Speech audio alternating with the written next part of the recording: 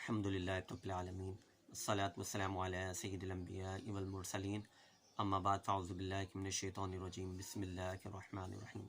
محترم سامعین، درس قرآن کے ایک اور سیگمنٹ کے ساتھ حاضر ہیں۔ اللہ تبارک و تعالیٰ اپنے پارہ 16 سورہ طٰہٰ کی آیت کا اندر ارشاد فرماتا ہے وما تلک بیمینک یا موسیٰ قال ہی عصای اتوکأ علیہا وأہش بها علی غنمی ولی فیہا مآرب اخری۔ ترجمہ کنز الایمان۔ اور یہ تیرے داہنے ہاتھ میں کیا ہے یہ موسیٰ؟ عرض کی یہ میرا عصا ہے، میں اس پر تکیہ لگاتا ہوں اور اس سے اپنی بکریوں پر پتے جھاڑتا ہوں، اور میرے اس میں اور کام ہیں۔ اس آیت کا آخری لفظ کہ مآرب اخری، کہ اس سے میں اور دوسرے کام لیتا ہوں۔ اس کی تفسیر کے اندر ہے حضرت علامہ ابوالبرکات عبداللہ بن احمد نصفی رحمۃ اللہ تعالیٰ علیہ فرماتے ہیں کہ اس سے دوسرے کاموں سے مراد کہ اس کو ہاتھ میں لے کر اس کے سہارے چلنا، اس سے بات چیت کر کے اپنا دل بہلانا، دن میں اس کا درخت بن کر آپ پر سایہ کرنا، اسی طرح رات میں اس کی دونوں شاخوں کا روشن ہو کر آپ کو روشنی دینا، اس سے دشمنوں، درندوں، سانپوں، بچھوؤں کو مارنا، اسی طرح کنویں سے پانی بھرنے کے وقت اس کا رسی بن جانا اور اس کی دونوں شاخوں کا ڈول بن جانا، اور اسی طرح بوقت ضرورت اس عصا کا درخت بن کر حسب خواہش پھل دینا، اس کو زمین میں جگاڑ دینے سے پانی نکل پڑنا وغیرہ۔ یہ سے لاٹھی کے یا عصائے موسیٰ کے مختلف کام تھے، یا عصا کے تو نہیں، اگر میں بولوں کہ حضرت موسیٰ علیہ السلام کے معجزے تھے تو یہ زیادہ بہتر ہوگا۔ تفسیر کے اندر آتے ہے کہ حضرت موسیٰ علیہ السلام اس مقدس لاٹھی سے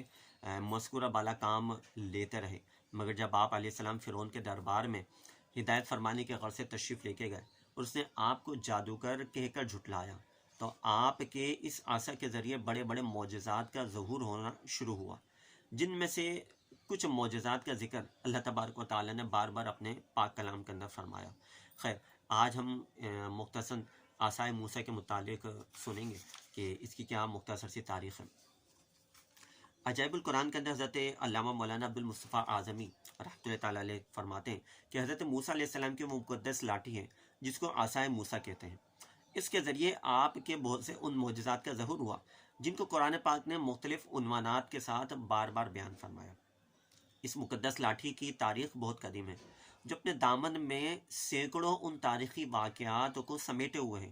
جن میں عبرتوں اور نصیحتوں کے ہزاروں نشانات ستاروں کی طرح جگمگا رہے ہیں، جن سے اہل نظر کو بصیرت کی روشنی اور ہدایت کا نور ملتا ہے۔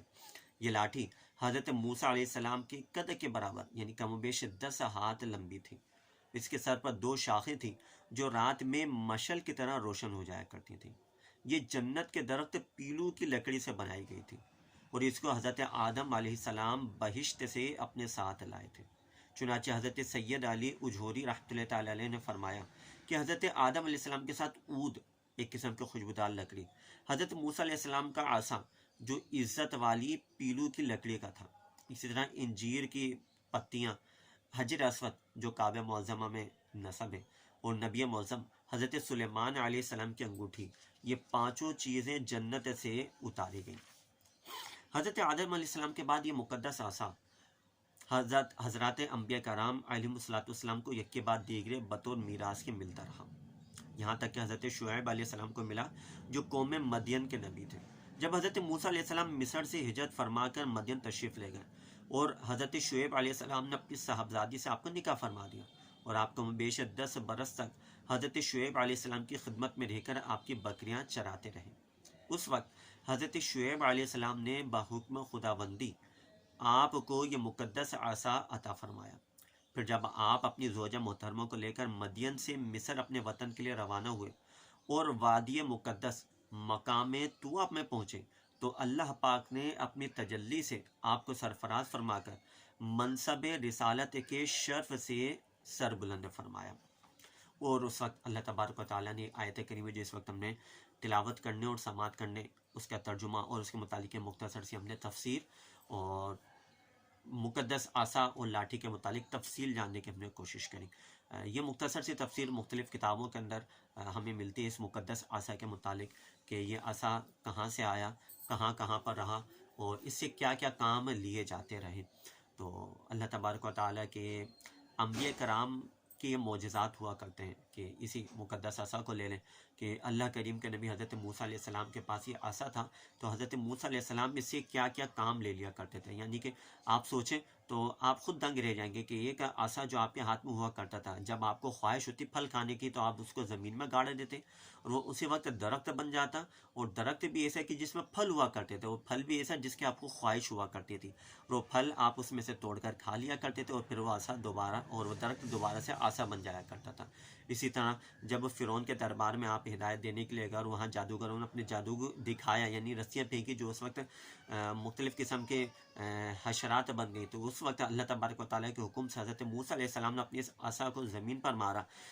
جس سے یہ ایک بڑا اژدہا بن گیا، اور اژدہا بن کے ان چھوٹے سانپوں کو، بچھو کو جو جادوگروں نے اس وقت جادو کے ذریعے بنائی تھی، ان تمام کو کھا گیا۔ اسی طرح جب حضرت موسیٰ علیہ السلام فرعون سے نجات پانے کے لیے جب نکلتے ہیں آپ کے دربار سے، اور آپ کی قوم آپ کے ساتھ ہوتی ہے، اور وہ مشہور واقعے کے دریا میں پہنچتے ہیں، تو اس وقت اللہ تبارک و تعالیٰ کے حکم سے آپ اسی عصے کو دریا کے اوپر مارتے ہیں، جس سے دریا کے اندر راستہ بن جاتا ہے، اور آپ اور آپ کی قوم صحیح سلامت راستے میں سے نکل جاتے ہیں، اور جو فرعون پیچھا کرتے ہوئے آتا ہے تو اللہ تبارک و تعالیٰ کے حکم سے وہ راستہ دوبارہ پانی میں مل جاتا ہے، اور فرعون اپنے لشکریوں سمیت غرق ہو جاتا ہے۔ تو یہ مقدس عصا کے چند معجزات، چند واقعات اس وقت ہم نے سننے کی کوشش کری۔ انشاءاللہ موقع ملا تو مزید